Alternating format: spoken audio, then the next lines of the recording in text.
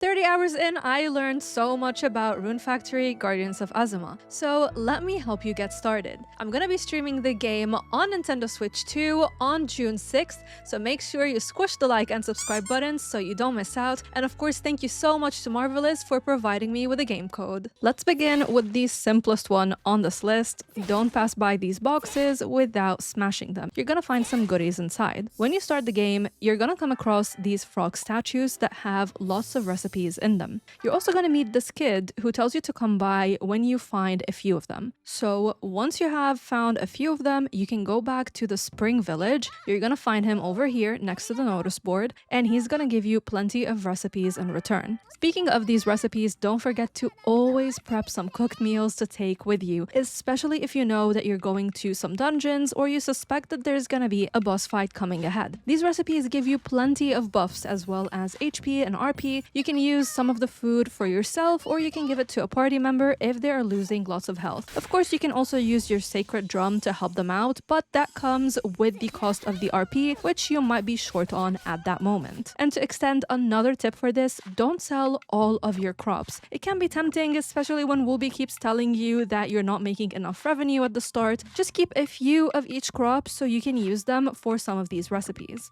Another thing I would encourage you to do is play through the story, at least until you unlock all 4 villages. If you're an RPG lover like me, you're probably one that likes to wander off very quickly at the beginning of the game, or if you're new to RPGs, you might not know what to do. So follow the main quest line for a bit. I would say at least for the first 20 hours. This is how you're gonna unlock all of your sacred weapons, you're gonna learn about various gameplay mechanics, you're gonna unlock monster taming, and you're gonna learn about fishing and a lot more. By the way, when I got my first monster, I had no idea where they went. I put them in the autumn barn, but I just didn't know where to locate it. If you're lost like me, the barn is located over here, and you can add more to all of your villages because this one alone is not going to be enough to house all of the other monsters that you're gonna catch. Let's talk a little bit about farming and some tips for it.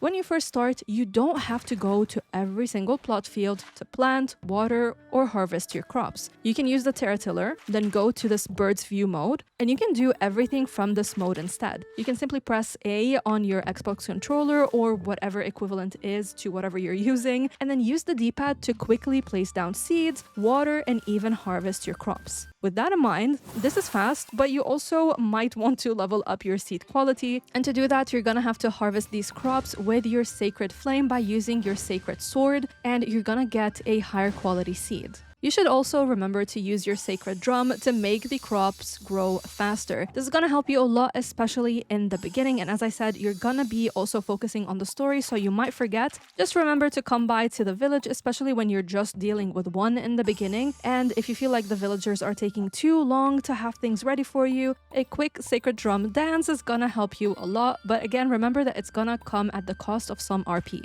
Now, tree saplings are not gonna need any fields. You can place them anywhere, and they also don't require you to water them. Just use the drum dance whenever you can to encourage them to grow, and then they're gonna be ready in no time. Also, even when the game tells you that seeds will grow at a certain season, which would correspond to one of the villages, you can still plant and harvest them in a village that does not align with the crop's preferred season. Obviously, this won't give you like the best yield, but if you are in need of something and you haven't unlocked a specific village yet, you can do that in the beginning. Let's quickly talk about the terraforming and the villages. You don't have to demolish and remove things one at a time, tapping on your controller and just individually demolishing stuff. What you can do instead, again, I'm using my Xbox controller, you can simply hold A, and look how fast I'm demolishing everything. This is a massive time saver if you want to rearrange things quickly, or if you're simply starting and you want to flatten a development zone so you can start managing it. And by the way, a development zone is the green area that you see on your map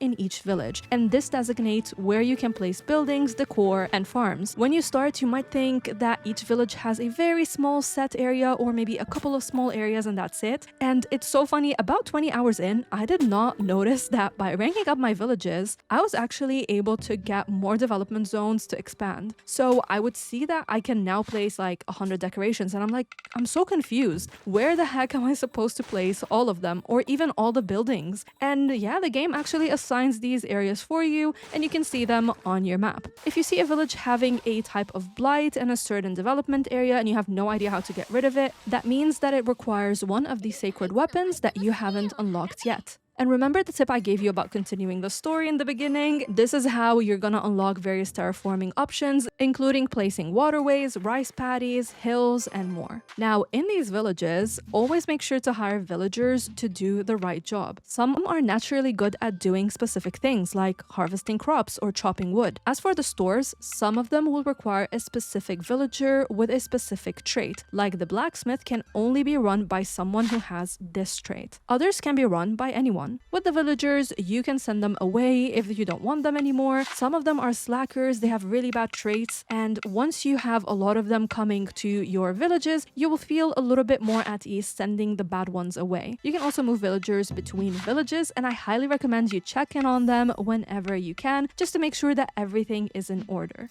This is where you should also make use of the villager tab in your menu, and you can ask Woolby for reports. So he's gonna tell you exactly what you need to do if you're lost and if you're not sure as to what to work on next. The reports can be asked for at any time. Using decoration and buildings is amazing to stack up stat boosts, which is gonna make your life easier in the game. Keep in mind that not all of the items will give you a benefit wherever you place them. Some of them are best to be placed in specific villages. So always take a look at these icons over here, and if you see one highlighted, it means it's gonna give you a status boost if placed in a specific village. And a bonus tip here, monsters glowing like this are actually humans. Defeat them so they can be turned back to their human form and they will join you in your village. Now, because this is a Rune Factory game, villagers are so important, and these ones here are entertaining and I love getting to know them. So try to go out of your way and at least give them a gift on their birthday. You can choose the hangout option and celebrate their birthday for plenty of points to increase your bond. The game shows you everyone's birthday in the calendar, and I love that Woolby will always remind you about someone's birthday one day ahead and then again on the day of. So it's very much impossible for you to miss anyone's birthday. Now, as you increase your bond with villagers, they're gonna start to trust you, and then you're gonna unlock bonding quests to get closer to them. These can be tracked in your quests menu, so you will know exactly the time and date to do them. Now, before we get to our next tip, hello you gorgeous human being, it's Miss Bubbles. If my Rune Factory Guardians of Azuma coverage has been helping you out, consider supporting my channel by visiting my Ko-fi page, becoming a Patreon member, or becoming a YouTube channel member for plenty of perks in return. Every little bit of help goes a really long way, so I can keep making these videos for you. You can also use the Dance of Bonds on villagers to help increase your bond with them by using your Sacred Branch.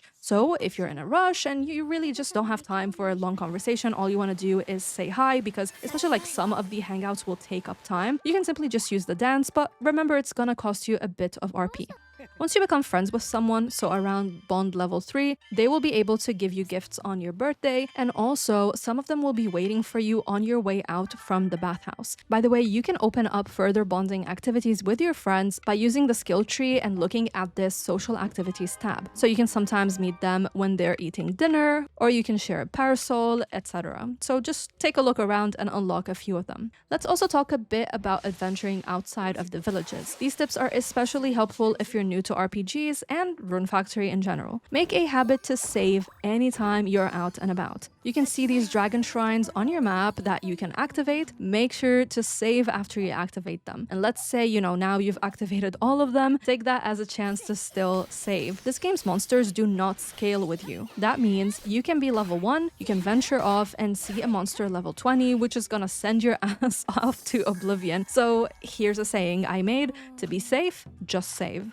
You can retry some boss fights after defeating them, because that gives you extra loot and you can even become friends with them. So definitely take time whenever you can to revisit these boss battles and earn some rewards. If you're struggling with an enemy for whatever reason, remember that enemies have weaknesses and hitting them is gonna do a ton of damage. So for example, this one, its weakness was the bow, so using the bow let me stun it very quickly. After that, I made sure to use the bow on this target on its head, and I depleted its HP very quick. The monsters roaming at night are a lot tougher than those roaming Azuma by day. So if you're new to action RPGs, go back to your villages at night to avoid the chaos. You can fast travel at any time, so if you're running late, go back to your dragon shrine to avoid suffering from XP penalties. Also remember that after 12 AM, you're gonna start losing both RP and HP, so just go back before you die. In your skill tree, you're gonna notice that you have the skill-specific XP, which is the number on the top, and the all-purpose XP, which is the number at the bottom. This game is like Skyrim. You can get skill-specific XP by using an item or doing an activity. However, the other XP, which is the all-purpose XP, can be gathered every day after going to bed, and you can see the amount that you have earned in the sheet after sleeping. These ones can be used however you want, whenever you want. So let's say you've never used the two-handed sword, but you kind of want to unlock the skills in it. You can use the all-purpose XP for that. And a bonus tip, with the weapons, you have two skill types. Some are passive stat boosts like increased HP or vitality or RP, while others are special abilities that you can use, like for example this one for the sacred drum. It's called Flower Blessing, and this one will gradually heal all allies that are inside the aura that it generates.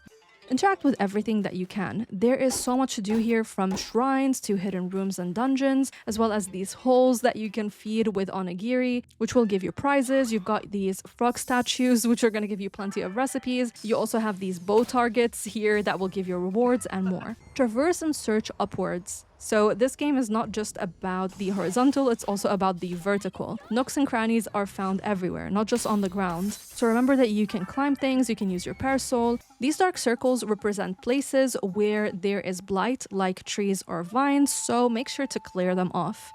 If you're wondering how to ride your monster, all you have to do is equip them to your party. Remember that you can't change your party formation when you're out in the wilderness, so you have to do it back at the villages. This is also the way for you to level them up so they can give you better resources. You can also use them to help you on the battlefield. As you can see, my Buffamoo can do 2 different attacks. And also note, you don't need to dismount your monster to gather resources. As you can see here, I'm riding Nutella, my Buffamoo, and I'm chopping some wood.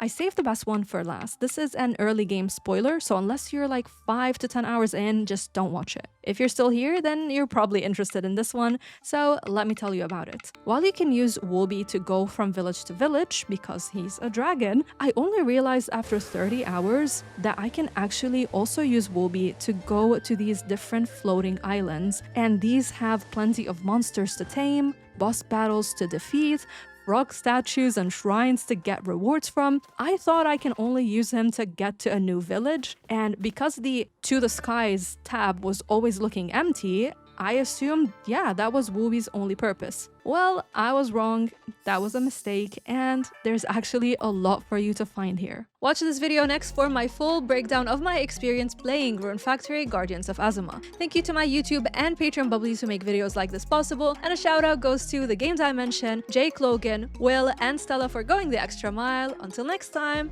stay bubbly.